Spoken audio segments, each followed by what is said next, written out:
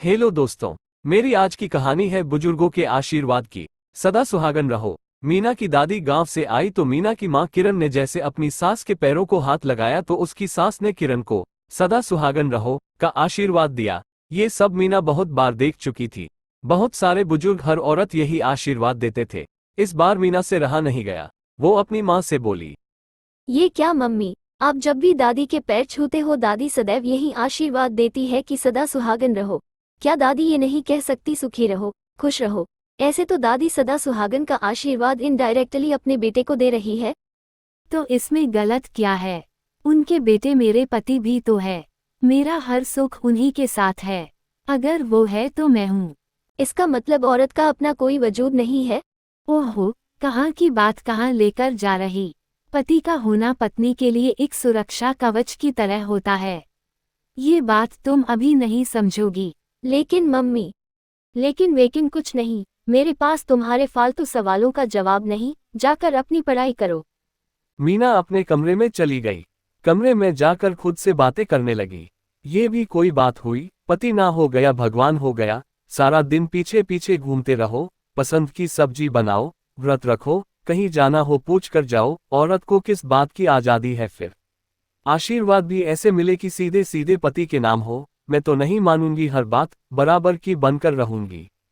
पुराने सब बातें मैं नहीं मानूंगी। अगर इज्जत मिलेगी तो ही इज्जत दूंगी, नहीं तो एक की चार सुनाऊंगी। हमेशा ऐसी बातें सोचने और करने वाली मीना की भी एक दिन शादी हो गई। उसका पति नील उसे सिर आंखों पर रखता। मीना भी उसकी हर बात मानती, उसकी पसंद का खाना बनाती। जो कपड़े नील मीना के लिए पसंद करता वही मीना की पसंद बन जाती। अब जब भी किरण फोन करती तो मीना अपनी बातें कम, नील की बातें ज्यादा करती।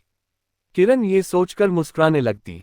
जो बेटी हमेशा कहती थी औरत का भला पति के बिना कोई वजूद नहीं है, आज उसी बेटी का पति उसकी पूरी दुनिया बना हुआ है।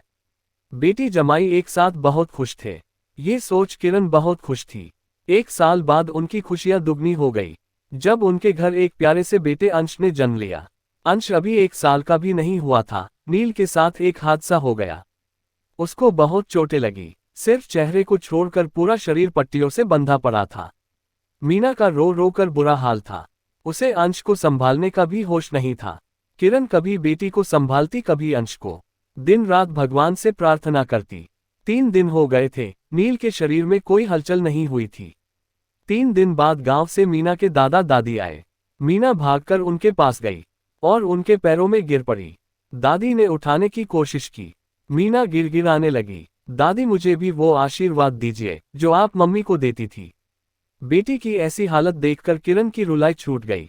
दादी भी रोने लगी और रोती हुई आवाज में दादी ने पोती के सिर पर हाथ रखते हुए कहा, सदा सुहागन रह मेरी बच्ची, सदा सुहागन रह।